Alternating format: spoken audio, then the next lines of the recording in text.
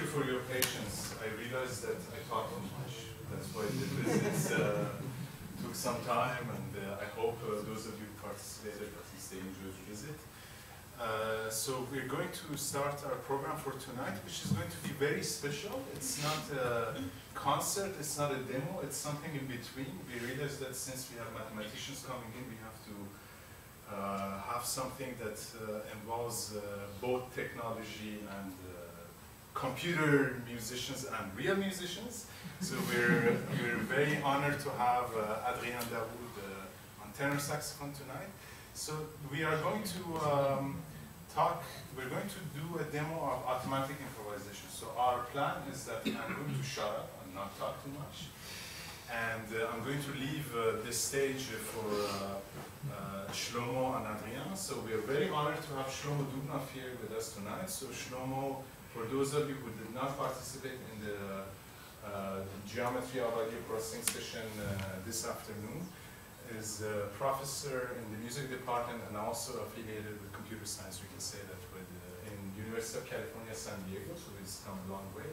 He's a long collaborator of IRCAM, and he's one of the major figures in what we call automatic improvisation and style imitation.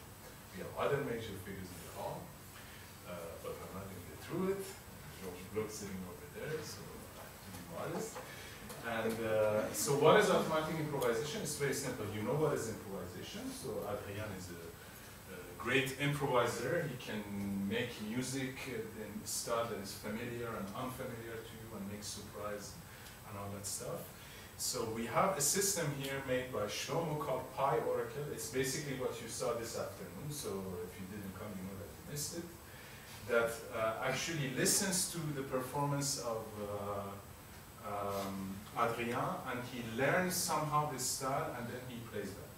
Okay, so now it's time for me to start. So we're very honored to have Thank you. Shlomo Dubnov. Should you mention just the threshold learning, or I can do it?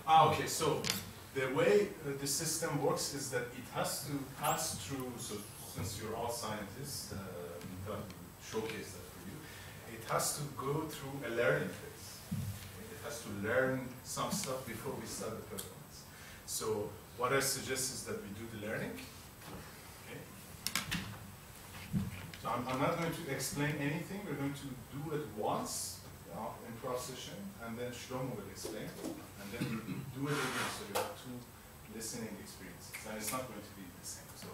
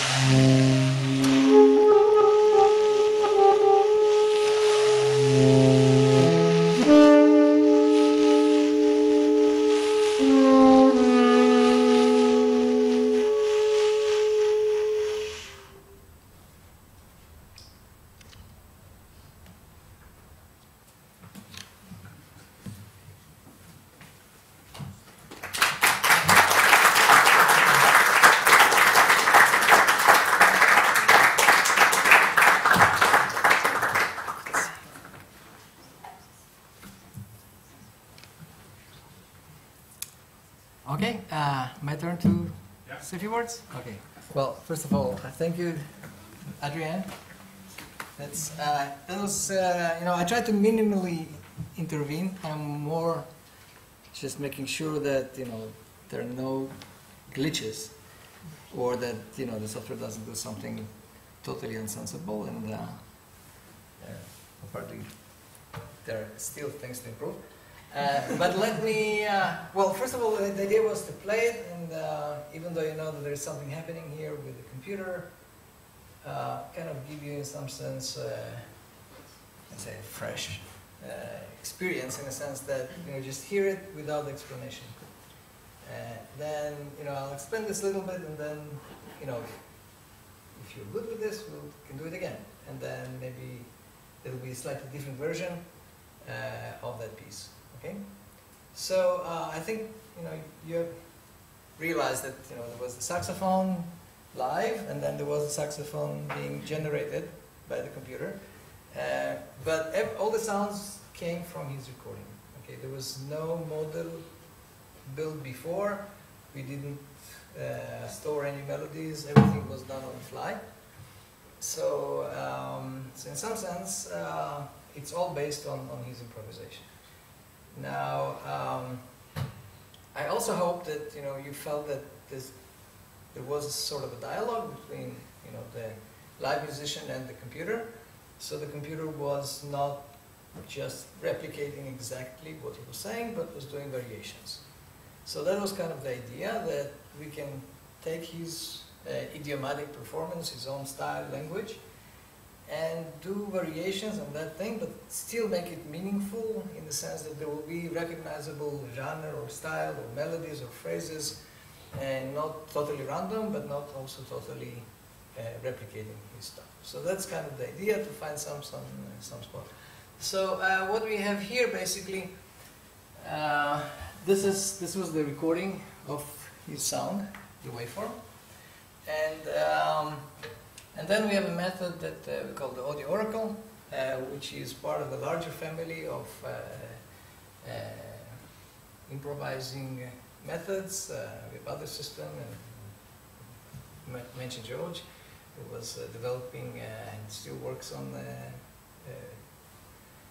other versions of this system. The idea is that you can actually create a structure by analyzing repetitions in the signal, and then based on that structure, we actually build a sort of a graph. Based on the Oracle, I'll try to draw it here, if it's still here. Yeah. So while he was playing, actually this graph was built. Next time when we play the piece, there will be a different graph.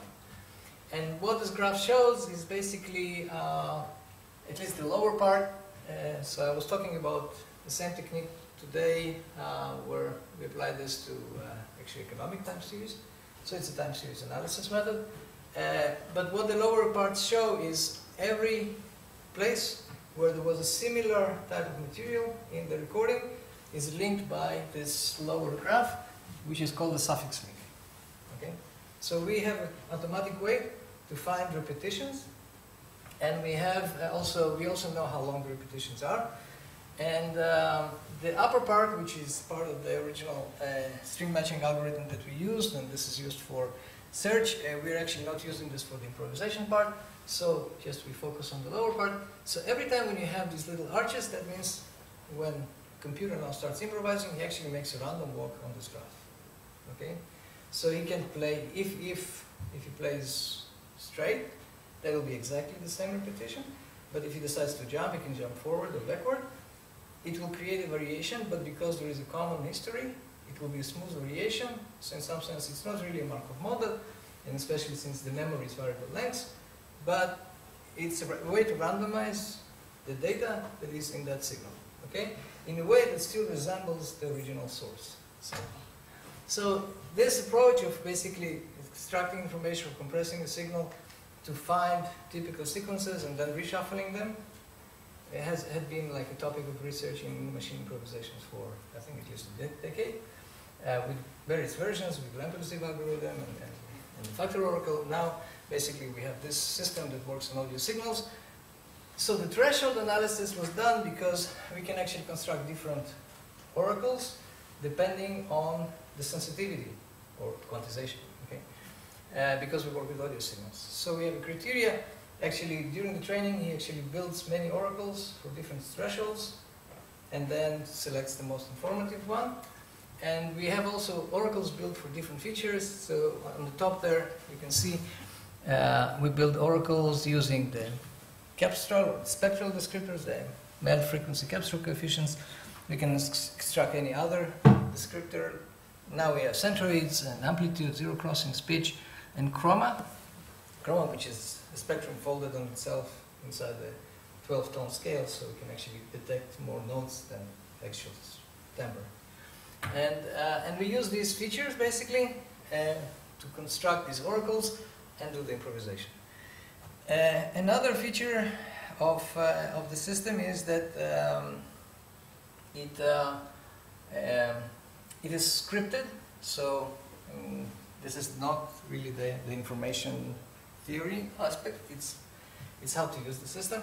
So we have a few parameters that we can control, but instead of me sitting and moving these parameters, right now we have basically this sort of a score, and this score is basically automating some parameters in the system. So what is this? What is the score? I'll explain the score and we'll show you what the system can do. So the way it's constructed, it's really just like a set of interactions or graphical representation. These little squares are materials. So basically what we do is that Adrien, we rehearsed yesterday, he understood, he knew the score, so he understood what it means, my notation, because it's not like a common musical notation. So basically this is material A. He has to choose and decide what he wants, but it's material A. Then, after about 30 seconds, the computer starts improvising on material A, so it's really the decision of the composer or the producer, whatever you call this method of designer of this interaction. So we said, okay, so while he is improvising, you play another material, and you should listen to yourself or think about how to make this other material work with the variations on material A. Then, here, the computer will be playing on A and B. We have another function, a feature, which is here, which is called query. We can turn it on and off. And what the query does, it basically takes an input signal and matches and actually finds, this is local, so it actually finds segments in time where the input signal is closest, really on the frame basis, because it's frame by frame, okay? And these become like attractors, which means from these points we actually put higher weights on all the suffixes that come from these places. So then when the improvisation reaches some point where it can jump to that attractor, it will go there, okay? And the idea is that and this is actually why he was maybe holding longer notes, because he wants this to be stable, because the system is improvising somewhere else, okay? But now here's a region where it signals, yes, this is where you want to go, so it will keep improvising until it gets there. And now because it's chroma, it's not exactly the same note, but it should be, hopefully, chroma is basically harmonically related, so it will be consonant. So we'll have some sense of consonance with the input. So here, he actually uses this to navigate the oracle in tonal ways. So he will hold the note and eventually the sound will come there, he moves the note, it comes there. This was just to demo that the oracle can do stuff on its own, so he is supposed to be silent, okay? And actually it also helps, especially if you do video recordings, to demonstrate this thing, you actually need to show that the performer is gone. Because, so here the oracle improvises. Here it's another kind of takes in the jazz sense, or trading. The musician improvises, then the computer improvises, then we do it twice. First time we actually pre-programmed this to do tonal features, which means chroma. Second time timbral or color. So we switch and we use the MFCC oracle to improvise. So we actually can switch between oracles. And then the whole cadential part is really the oracle improvising on different materials. Here it's improvising on this material, here it's improvising on these materials, and he's actually leading it because, as I said, the idea of a query allows kind of more control for the oracle by an audio input, so that's kind of a natural way to finish a piece, so it doesn't go crazy. So I think that's pretty much it. You know, all these other buttons. There are some other controls, but I didn't touch them. They're automated. So really, these segments are. When you see this red box, actually the way we define, and this is just an implementation issue, but maybe if you follow this next time, in the next take. So A basically defines 30 seconds. B defines another 30 seconds. Here it will basically go between these things. One danger is that we are a little bit out of sync, so the computer will think that, you know, section A ended, but maybe, you know, there was a little silence before, we didn't start together. So there are little things which might be obvious, or at least seem to be obvious how to correct, but at this point, you know, I touched it once and moved the region, because section B was not where actually the timing was a little off. There is, let's say, taboo length. Taboo is a criteria of, you know, the Oracle tends to be stuck in loops, because it's very natural to find the continuation of something which is constant or periodic, okay? So, and where he's holding long notes, if then improvises in that section, he will basically be holding this note until randomly it goes out of it. So we have a criteria taboo, which means it actually keeps track of how many times he repeated the same trajectory, and then it is not allowed to stay in the loop too much. Follow mode I mentioned, and there are some constraints, like continuity means how, you know, what is the probability of continuing the original recording or jumping using one of the suffixes. And the LRS, which is the length of the repeated suffix, something I talked about today for other purposes, also can constrain the Oracle only to jump if the continuations have certain length. Okay? So the longer the LRS, the smoother will be the transition, but then actually less arcs will be available, because it will only jump if there was enough common history. So these are kind of the criteria, and I think it's pretty much it. So if you have any questions, or maybe keep the questions at the end, and let's hear it a second time. Let's have requests. Okay, okay. I can relearn the thresholds using the whole improvisation. So maybe I'll do that. Just a second. Oh, maybe it wasn't smart. I think you were recording the input. Oh, yeah. So you know, so he's learning the threshold because he put the record input on for the. Yeah. So he's learning on. No, I think actually I toggled off the learn, but the record. So the buffer is full, but the Oracle probably was not constructed. But I think it just stuck because we ran out of memory. That's so maybe it is a good opportunity. I don't want to restart your computer on my own. If you want to kill it. So I have a long tradition of working with real-time systems that crash during concerts, so I'm not afraid. So by the way, for those of you who were in the tour, this programming environment, Max, is what I told about. This was invented. This was built at IRCAM a while ago. So it's going to load you. And we'll have to relearn the thresholds. So we'll do just take short segments so you can kind of calibrate. Okay.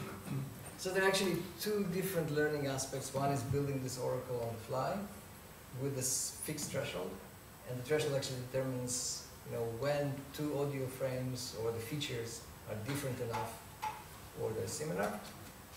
But this threshold is set up by pressing this learn threshold thing. So we do this before the show. We don't keep on updating the thresholds. Yeah. Should we do the?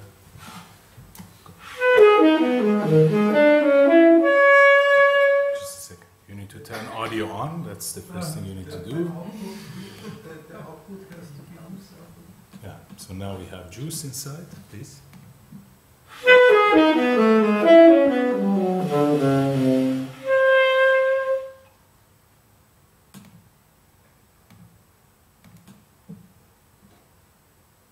Okay, that looks way better than the other one. this one which Nomo forgot to put last time. That's why you didn't get good queries. Yeah, I couldn't see with the lines. It's this system, but I learned it yesterday. So last time you also put the output. No, it's going to come back automatically. Okay. Just like, oops, I had this interface, sorry. Yeah, and since he's using my keyboard, it's a French keyboard. No, I'm good. Can't type. That's okay. So- It should be around that. It should be- Yeah, no, it's different. It's one? Yeah. Okay. I think so. We'll see. Okay.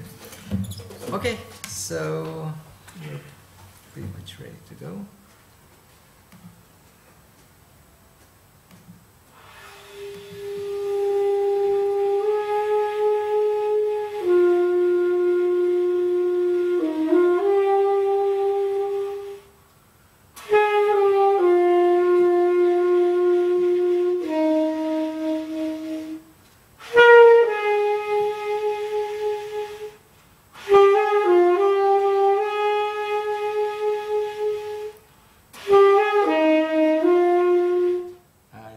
We don't, oh, no, it's, sorry, yeah, just press wrong. Yeah, we didn't have this running, sorry, we'll have to restart. Again, just a second, unit Oracle, buffer, just a second. Okay. Having a clear start takes more time than, okay. So, Could you increase the input volume a little bit? yes.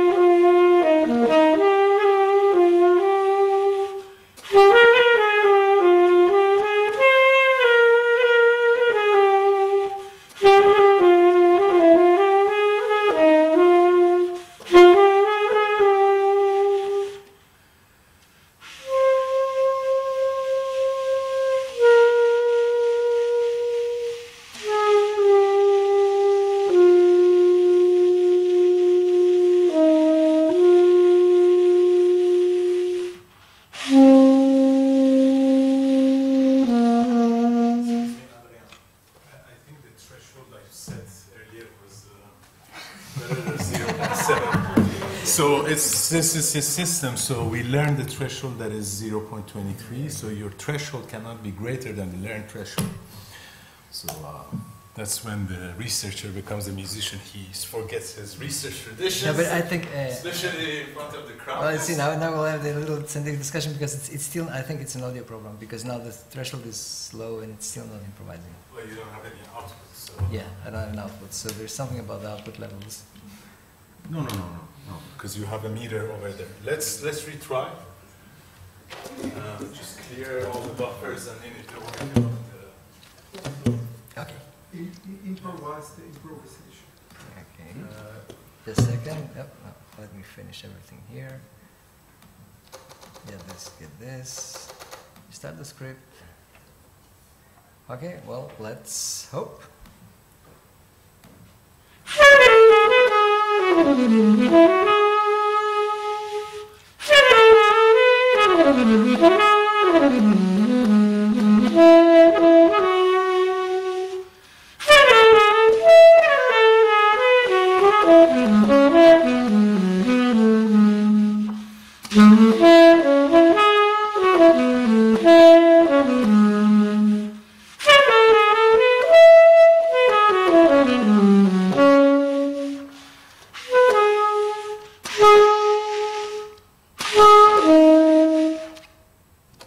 Yeah, there's some audio issue.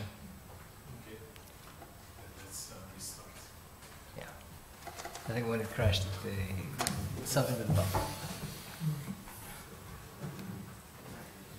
So, yeah, this is a software made by IRCAM, but it's being developed by an outside company. Which is true. Which is true, by the way. So that's actually a combination of two software. We have software that runs the audio, and then we have the learning in Python and it's actually calling Python for that learning part. So just a little. On fait l'apprentissage.